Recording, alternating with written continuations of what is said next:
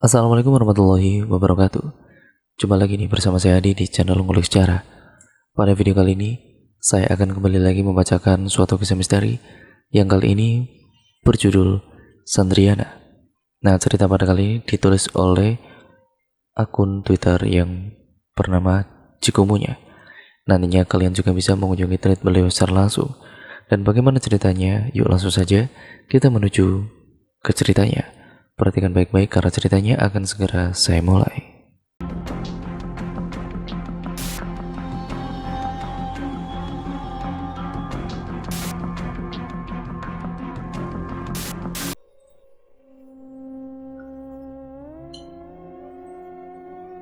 Cindy terduduk di sudut bar lelah dengan keadaan yang mencengangkan.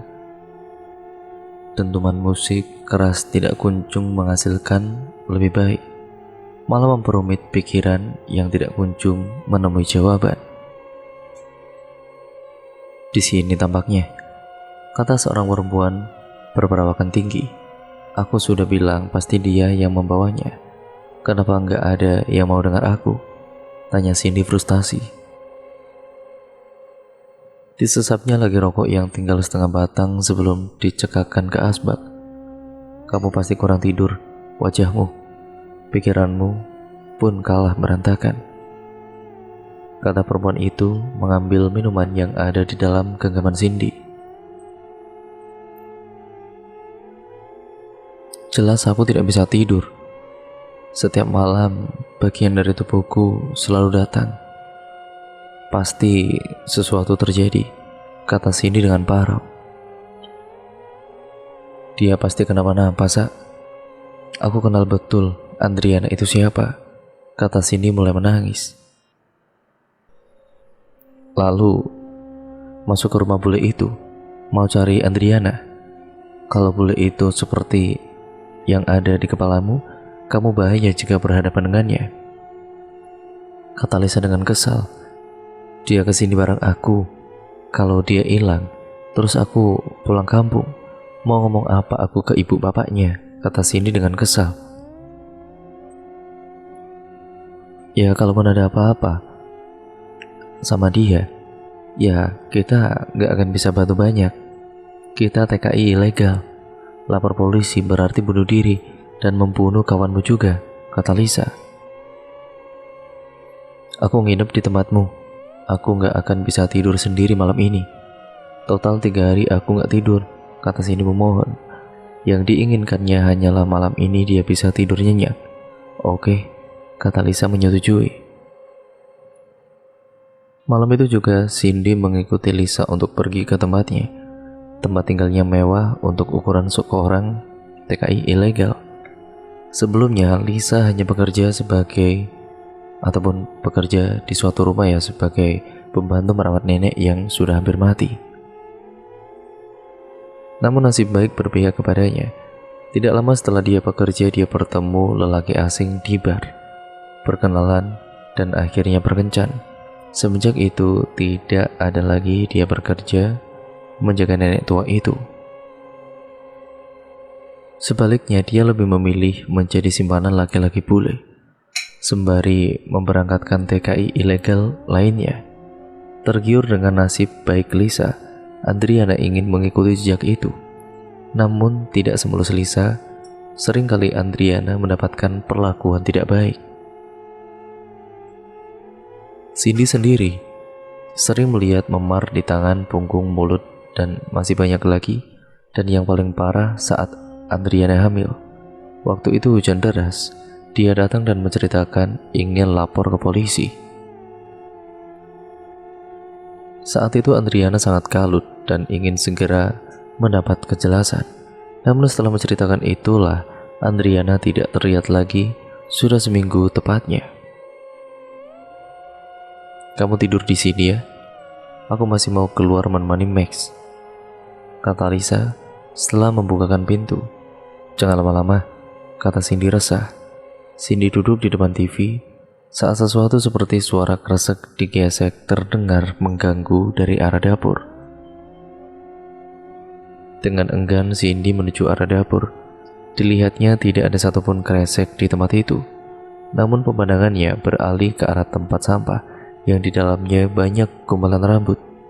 "Cindy, lihat anakku," kata suara dari balik punggung Cindy. Suara itu sangat pelan namun terdengar sangat jelas. Lalu sesuatu yang basah dan lengket mengalir melewati kaki Cindy. Pekik Cindy tertahan melihat banyak darah mengalir dari bawah kakinya. Lalu sosok bayi merangkak melewati kakinya.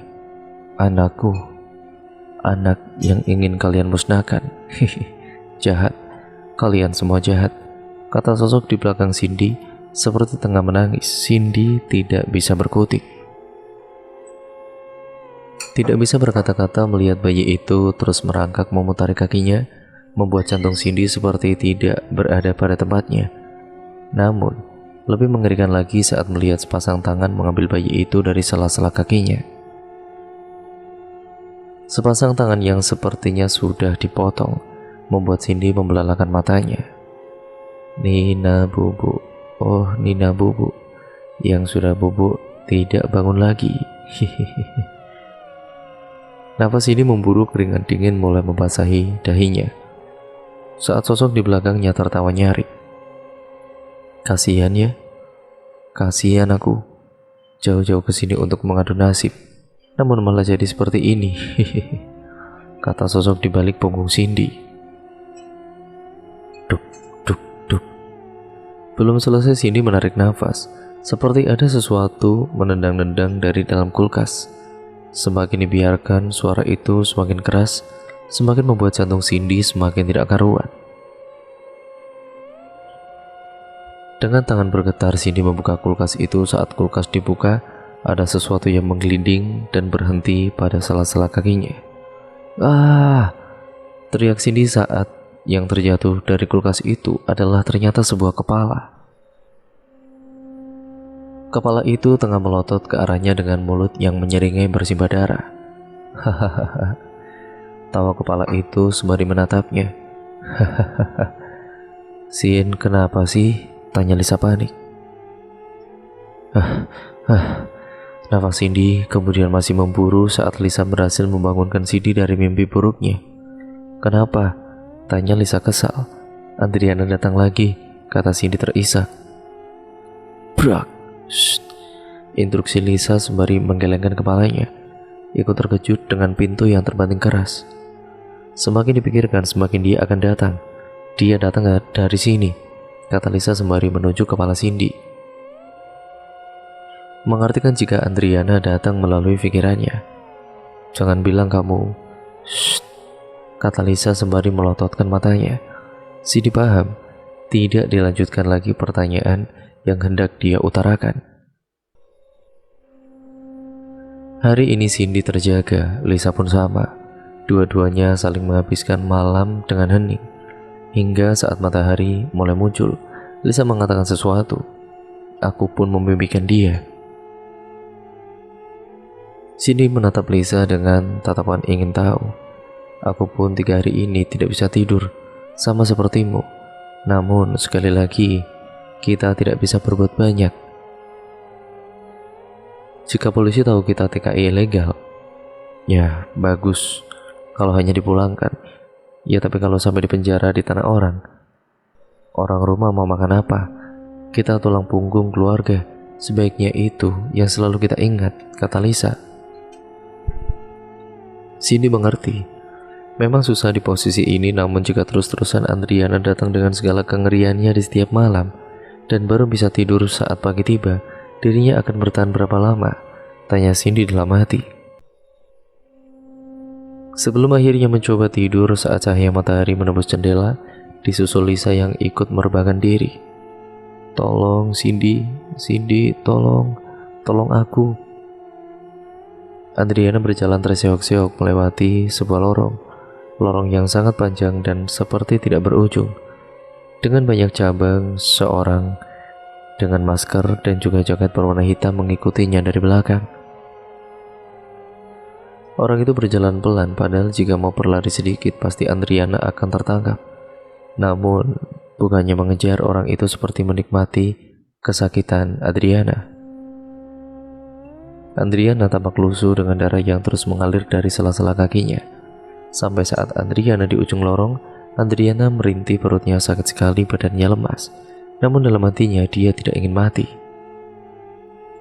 Wah, orang itu menarik rambut Andriana kasar, menyeretnya ke sebuah ruangan berbau anyir, lalu diikatkannya tangan dan kaki Andriana pada sebuah tempat tidur. Tempat tidur yang sama persis dengan tempat tidur di rumah sakit. Setelah semua terikat, sinar terang menyilaukan mata Andriana dan sebilah pisau mulai menyayat perutnya sedikit demi sedikit. Dirasakannya kesakitan yang teramat sangat. Bau anyir yang sedari tadi dia hirup kalah dengan bau anyir darahnya sendiri. Ah, tolong jangan, sakit, kata Andriana tidak sanggup saat pisau itu mulai membedah badannya. Sayup-sayup rasa sakit yang teramat sangat itu hilang berbarengan dengan bayangan yang semakin gelap.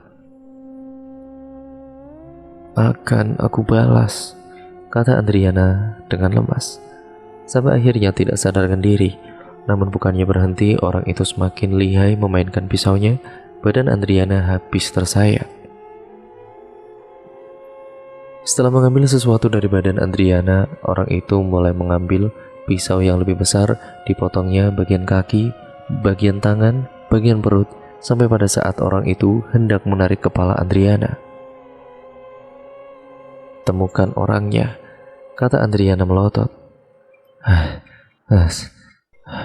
Sini memegang kepalanya dengan wajah yang frustasi. Aku beneran bisa gila kalau begini, kata Cindy dengan keras. Ditatapnya Lisa yang tengah tertidur pulas.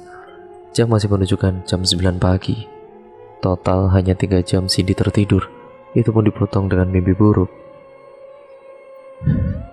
Jelas sekali kengerian tadi, dan jelas pula Andriana ingin temukan. Namun, clue yang Cindy dapatkan sangat minim. Kalau memang benar mimpi tadi adalah petunjuk, sebuah lorong itu sendiri ada di mana? Pikiran itu bergumul membuat Cindy terdiam sesaat. Jangan masuk, tidak, jangan. Hei, kata Cindy sembari menepuk badan Lisa. Kata Lisa menutup wajahnya. Kamu mimpiin Andriana lagi? Tanya Cindy hati-hati. Lisa mengangguk dengan masih menutup wajahnya. Kita harus nemuin dia. Kalau enggak, gimana kita bisa hidup? Kata Cindy frustasi. Iya, nanti akan aku cari caranya, kata Lisa dengan parau. Setelah berdiam cukup lama, Lisa ke dapur untuk membuat sarapan, diikuti Cindy yang tidak mau sendirian. Gimana kontrak kerjamu? Bukannya sudah selesai? Tanya Lisa. Sudah seminggu yang lalu selesai, kata Cindy sembari mengambil segelas air putih. Baguslah. Aku dengar dari Max kalau Andri butuh seorang perawat untuk ibunya. Kalau kamu mau menyelidiki, kamu bisa kemasukan ke sana, kata Lisa. Dan apa kamu yakin itu nggak akan berbahaya buatku? Kamu sendiri tahu kan dia mantannya Andriana, kata Cindy dingin. Bukannya bahaya kalau dia mencelakaimu. Dengan hilangnya Andriana saja sudah membuat semua berprasangka kepadanya. Lagian kalau dia membunuh Andriana, alasannya ada pada bayinya. Tapi dia butuh alasan jika ingin membunuhmu. Selama kamu tidak terlihat mencurigakan, dia akan biasa saja, Lisa mengatakan tanpa melihat Cindy yang sendiri tadi menatap ke arahnya. Itu kalau kamu mau. Kalau tidak juga tidak masalah, kata Lisa. Aku mau, kata Cindy menekuk habis air yang ada di genggamannya. Bagaimanapun, kalau tidak dicari tahu, Cindy pun bisa gila dengan segala mimpi buruk yang tidak kunjung habis. Sesuai yang dijanjikan, 3 hari setelahnya, Cindy dipertemukan oleh Andre. Badannya tinggi dengan rambut pirang dan mata biru yang dipingkai dengan kacamata. Sungguh tidak ada yang aneh dari dirinya. Terlihat sangat ramah dari luar dengan senyum yang selalu mengembang dari bibirnya. Setelah perkenalan singkat, Cindy dibawa ke sebuah rumah yang sangatlah besar. Pantas Andriana sampai melepas pekerjaannya dan berkeinginan untuk menjadi seperti Lisa. Mengingat merekrut TKI ilegal pun membutuhkan modal yang besar. Namun saat sibuk mengamati rumah yang ada di depannya, ada sosok perempuan dari jendela lantai 2 tengah melambaikan tangan padanya. Badannya tinggi dengan rambut lurus dibiarkan tergerai, menyunggingkan senyum samar. "Andriana," batin Cindy. "Mari masuk," kata Andre memegang bahuku. Sebelum Cindy masuk, Cindy kembali memandang jendela, namun Andriana sudah tidak ada di sana. Sebenarnya Cindy sendiri sangat merindukan Andriana, ya terlebih saat dirinya menampakkan wujud yang baik. Tidak seperti sebelum-sebelumnya, Cindy dibawa ke sebuah rumah yang sangat luas. Seorang nenek di kursi roda menyambutnya dengan tatapan sayu. "Nek," sapa Cindy dengan hangat. "Beliau yang akan kamu urus," kata Andre menjelaskan. Sedangkan Cindy mengangguk paham. Cindy diantar ke sebuah kamar yang membuat Cindy sedikit terkejut. Banyak sekali foto-foto Andriana di sana. Cindy menebak kamar ini adalah kamar Andriana sebelumnya.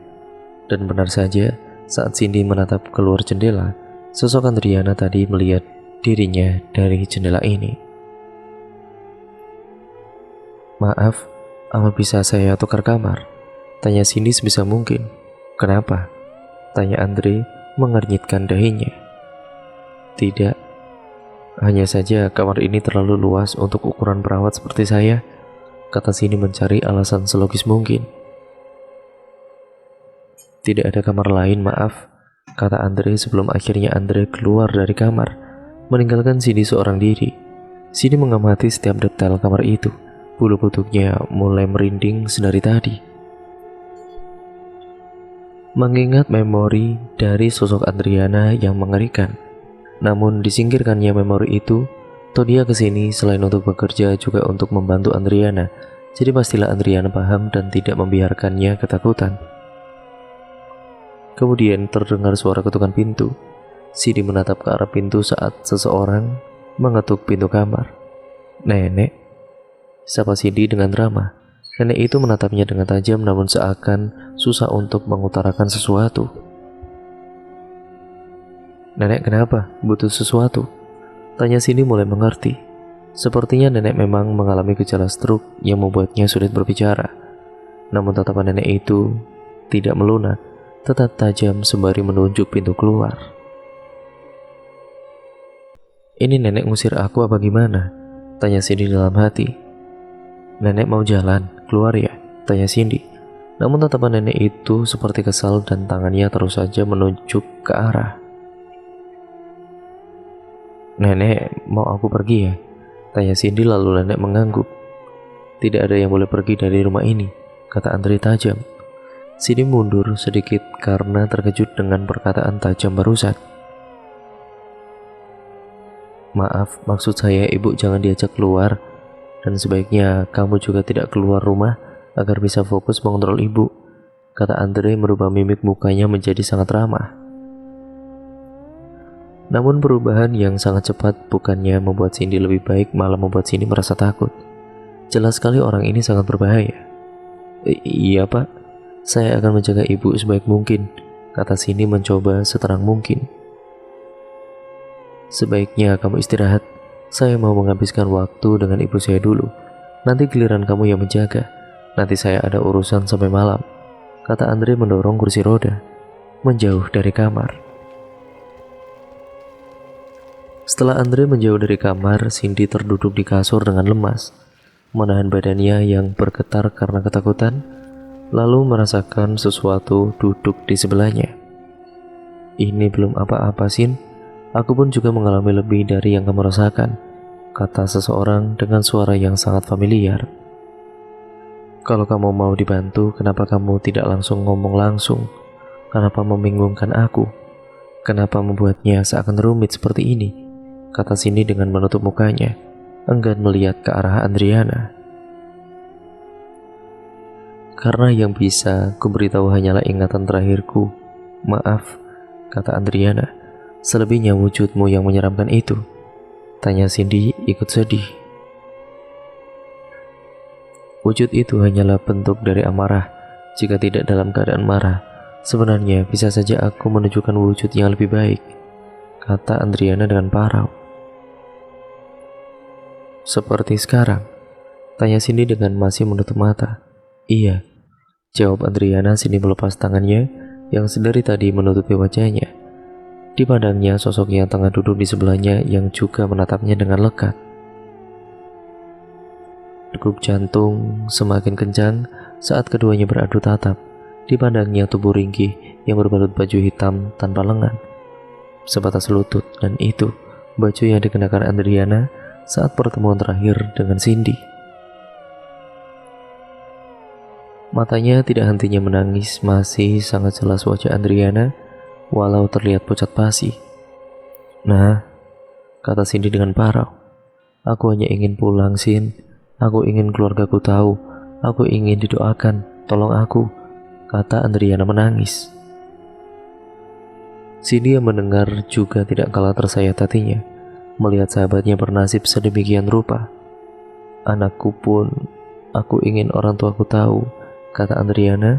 Cindy mengangguk, tidak kuat melihat sahabat seperjuangannya semenderita ini.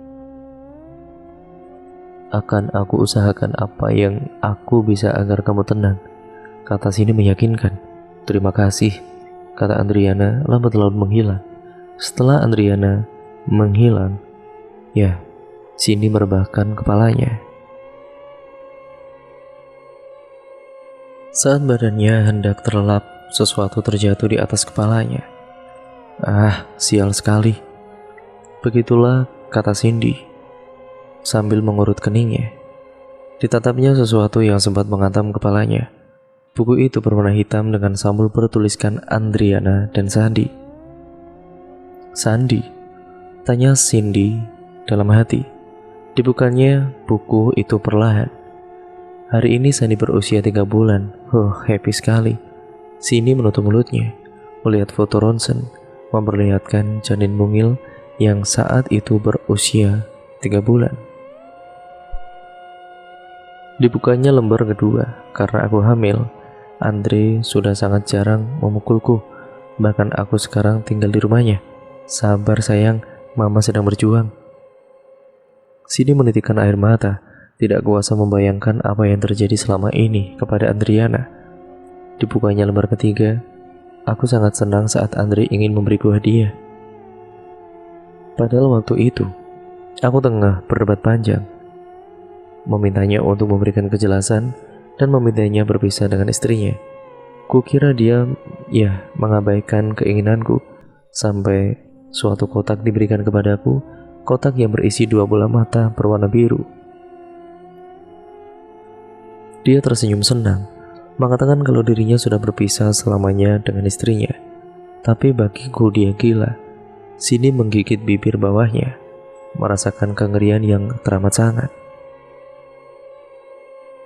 Dibukanya lembar selanjutnya, aku merasa sedang tidak baik-baik saja. Aku baru saja ke ruangan kerja Andre. Pantas saja dia tidak pernah mengizinkanku masuk. Ruang kerjanya sangat mengerikan. Aku bukan tidak tahu kalau dirinya seorang dokter, namun aku tidak pernah berpikir dia akan menyimpan semua foto pasiennya dengan luka-luka yang menganga, dan aku berhasil mendapatkan ini. Ditatapnya sebuah kartu yang bertuliskan teka-teki silang. 1 patung kepala kuda, 2 nenek tua, 3 ruang gelap. Dibukanya lembar kelima. Aku berhasil menemukan cluenya. Baunya sangat anyir. Ruangannya gelap dengan cabang di setiap lorongnya. Banyak mayat tanpa mata. Badannya digoyang habis. Kepalanya hilang dan sebagian digantung. Aku ketahuan. Halaman ke-6. Aku dipukul, aku ditendang, aku melindungi perutku, aku meringkuk supaya Sandi aman. Halaman ke-7. Aku berhasil kabur. Aku menemui Cindy temanku, tapi aku tidak bisa menceritakan keseluruhan karena aku mencintai Andre. Waktu itu aku hanya ingin pulang ke rumah, tapi Cindy tidak bisa membantuku. Cindy kembali menangis, dadanya sesak, andai saja dia bisa membantu. Kemudian halaman ke-8. Aku menemui Lisa. Dia kemudian meneriakiku, mengatakan aku bodoh dan mengatakan dia tidak bisa membantu banyak. Tapi bukannya memulangkanku ke rumah orang tuaku, dia menelepon Andre dan Andre membawaku kembali ke rumah. Halaman ke-9, siapapun yang baca ini tolong aku, tolong Sandi. Di lembar lain Cindy menemukan kartu nama dan di lembar lainnya, ia sudah tidak berisi. Cindy menggigit bibir bawahnya memikirkan clue yang ada di kertas. Mengingat di lembar demi lembar Andriana tidak memberikan informasi bagaimana dia memecahkan clue-nya tersebut. Dia memasukkan buku itu di tas lempang milik Cindy. Dia tahu nantinya semua itu pasti berguna. "Suster," kata seorang memanggil dari lantai bawah. "Iya, Pak," kata Cindy dengan jantung yang berdegup. Cindy berlari menuju lantai bawah. "Tolong ibu dimandikan, saya ada urusan dan akan pulang saat larut malam. Atau mungkin tidak pulang. Tutup semua jendela dan kunci dan jangan sampai keluar dari rumah ini," kata Andre tajam. Iya, Pak," kata Cindy menunduk. Setelah Andre pergi, Cindy menutup pintu lalu mendorong nenek ke sebuah kamar yang sudah ditunjukkan oleh Andre. Kamarnya sangat luas dengan gaya klasik yang sangat kental. Banyak patung-patung kecil dan juga tulisan-tulisan Cina di dinding kamar. "Mandi dulu ya, Nek?" tanya Cindy melepas baju nenek. Nenek mengangguk pelan. Setelah didorongnya nenek ke kamar mandi dekat kamar, setelah memasukkan nenek ke bathtub, Cindy pergi dari kamar mandi untuk mempersiapkan baju. Namun saat sampai di depan lemari, mata Cindy terfokus pada sebuah patung kepala kuda, mengingatkan kepada clue yang tadi ada di buku. Diambilnya kepala itu, dan benar saja di bawah patung itu terdapat sebuah kunci dan selembar kertas. Nenek tua, dia tidak berbicara, berada di sebuah ruangan dan selalu menatapmu tajam. Cindy mengernyitkan dahinya, memikirkan maksud kalimat yang berada di kertas itu. Suara nenek. "Ah, iya Nek, sebentar," kata Cindy memasukkan kertas dan kunci itu ke dalam sakunya.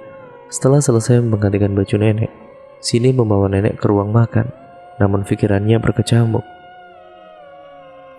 Perasaan nenek biasa saja. Dia menatapku tajam hanya sekali, dan beliau tidak selalu berada di dalam ruangan, tanya Cindy di dalam hati. Selesai nenek makan, Cindy mengantarkan nenek ke tempat tidur. Setelahnya pergi untuk beristirahat.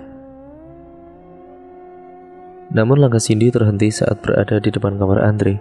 Dengan segenap kekuatannya, dibukakannya pintu kamar itu. Namun saat Cindy akan membuka, pintunya terkunci. "Sial," kata Cindy kesal. Namun kembali lagi dia teringat akan kunci yang barusan dia ambil. Dan benar saja kuncinya cocok. Dibukanya pintu itu dan ruangannya sangat gelap dan benar-benar sangat pengap. Coba dicarinya saklar untuk menyalakan lampu. Hati Cindy masih berdegup dengan kencang. Takut kalau Andre tiba-tiba datang. "Ketemu," kata Cindy menyalakan lampu. Namun bukannya lega, Cindy malah bergidik ngeri saat lampu dinyalakan. Lampunya berwarna merah. Ruangannya sangat berantakan dan sedikit berbau anyir. Namun itu semua bukan tanpa alasan. Terlihat ada satu baju yang berlumuran darah. Cindy berjalan mendekati tempat duduk. Lambat laun terlihat sebuah toples atau apalah itu. Di dalamnya terdapat sosok mungil dengan penuh cairan bening. Dan di toples itu tertulis, "Sandi Maisan" atau "Sandi anakku." Cindy ngeri bukan main. Sungguh dirasanya badannya bergetar hebat. Terlebih foto-foto yang digantung di seutas tali. Dan badan Cindy roboh saat foto itu menunjukkan foto-foto Andriana. Badannya disusun sedemikian rupa, tangannya, kakinya sudah tidak pada tempatnya dan matanya hilang membuat wajah Andriana berlumuran darah sangat mengerikan. Cindy mengambil HP-nya, memfoto setiap apa yang dia temukan. Persetan dengan masuk penjara, manusia seperti dia harus masuk penjara. Lalu saat Cindy hendak keluar, Cindy terkaget memandang figura berukuran besar, gambar nenek tua yang tengah melotot. Di bawahnya tertulis 5 langkah dari pintu. Cindy yang membaca itu langsung paham. Sudah pasti ruang gelap di bawah ruang gelap yang dimaksud adalah lemari. Namun dirasa semuanya cukup. Maaf Adriana, aku tidak bisa masuk ke sana dan membiarkan diriku mati sia-sia. Kamu tidak menjelaskan jalan keluarnya. Dan dengan masuk ke sana, aku tidak akan bisa membantumu.